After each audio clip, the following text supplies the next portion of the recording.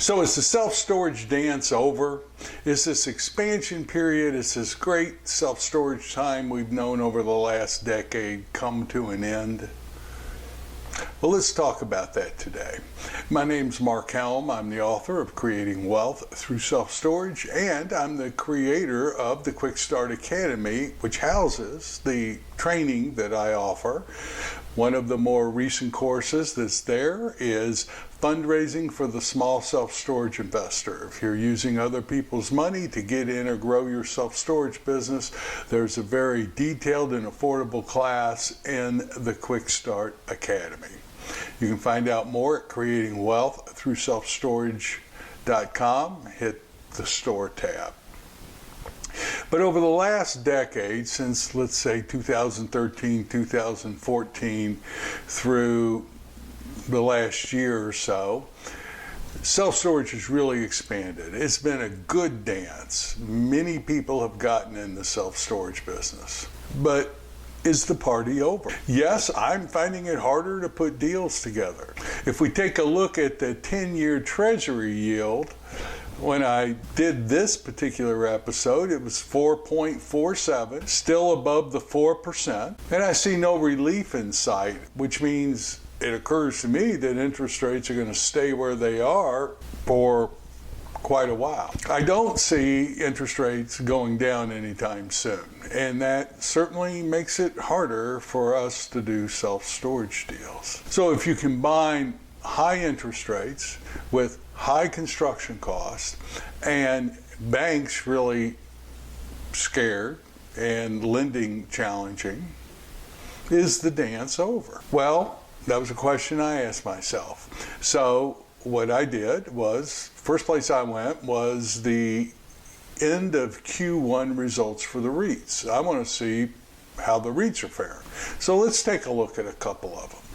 So Public Storage, in their report to their shareholders, say that they see in 2024 new supply dwindling, tapering off. Now that's actually contrary to what many of the data providers like Yardi say. They say new supply is equal to where it was, if not more. But I tend to agree with Public Storage. I mean, if you take a look at all of the development opportunity, I would say many of those are included in the data that Yardi is providing, and that is the new supply that's being reported as coming online in 2024. Now, have you looked at any of those development opportunity listings? Have you been able to make the numbers work? Public Storage also believes that the sale price for listed property on existing facilities is becoming more and more reasonable, and they anticipate a lot of opportunities coming up in the latter half of 2024. They have not adjusted their acquisition numbers at all for 2024. So let's take a look at Extra Space. Extra Space had in-store revenue growth in the first quarter of 8% from the low in January, the seasonal low in January. It grew 8% in Q1. However, at the end of Q1, the in-store revenue was only 1% higher than it was 12 months ago at the end of Q1 in 2023. Surprisingly, Extra Space says that new home sales, people moving, are accounting for 51% of their new leases in Q1. I find that really surprising given the low inventory of houses and the low amount of residential transactions that are occurring, primarily due to the interest rate lock-in effect of people with low mortgages, 3% or less mortgages that really can't afford to sell their home and move to another mortgage, move to another house and put a higher mortgage on it. But they report 51% of their new rentals are due to home sales and moving. And they closed Q1 with a 93.2% occupancy rate in their facilities. And that's up about 1% where they were a year ago at the end of Q1. They're very bullish on their ability to raise rental rates in the remaining quarters of 2024. Let's look at CubeSmart. CubeSmart reported a 13% reduction in their street rates first quarter 2024, and don't get me going on this again. It appears to me that their in-store revenue, however, is up about 3%. Now, how is that possible with a 13% street rate reduction? Well, you know the answer. The answer is you raise rates on existing customers. Where I came up with that 3% was because they reported their NOI was down 1.9%, let's say 2%. NOI's down 2% over where it was a year ago.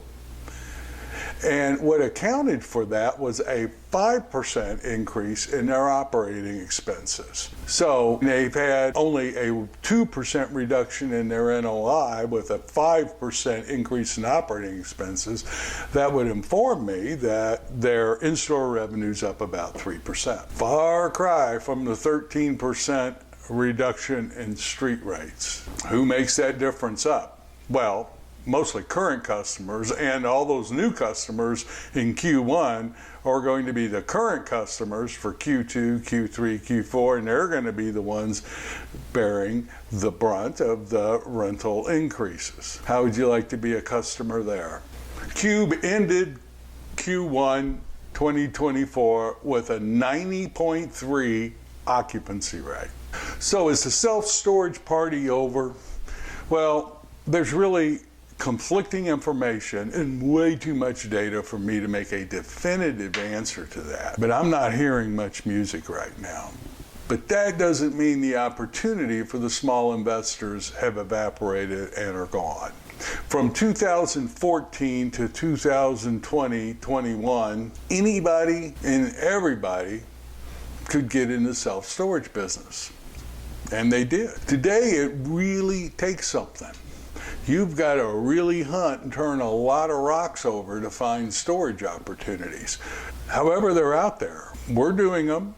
People I work with are doing them. People I know are doing them. Not as many as we used to. The yields aren't as great as they used to be.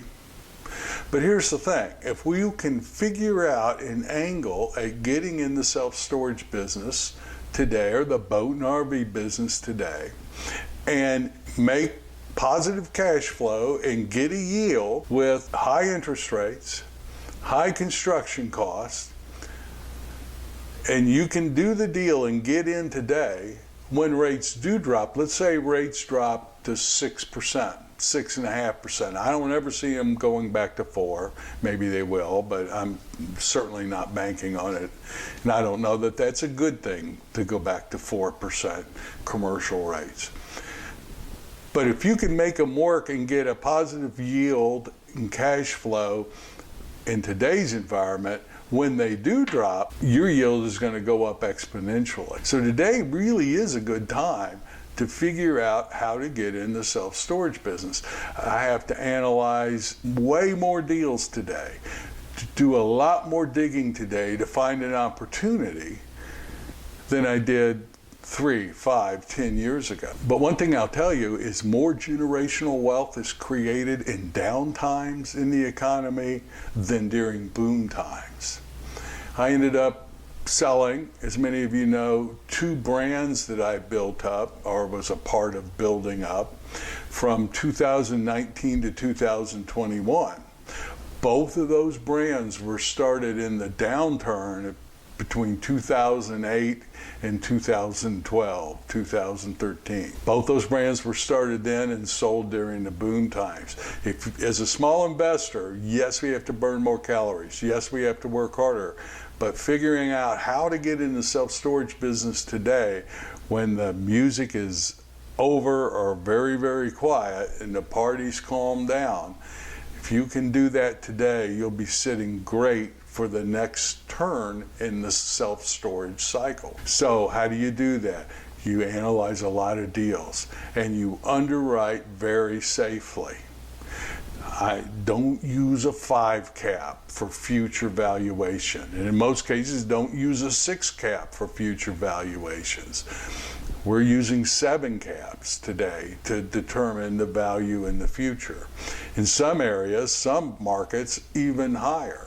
Don't assume you're going to lease up fast. We're almost always, unless it's a very hot market, we're almost always putting in hefty rental concessions in the first few years of lease up. So whatever our street rate is, that's not what we're counting on going into the bank during the lease up period. Underwrite safely, conservatively, but there are deals out there where with all of that and the higher interest rates and the higher construction costs and the more cash that needs to go into the deal because of lenders and because of debt coverage ratio, when you find those deals and move on them and can make a profit in today's world, 2-3 years from now, you'll be sitting great. So look for them. They're out there. Good hunting.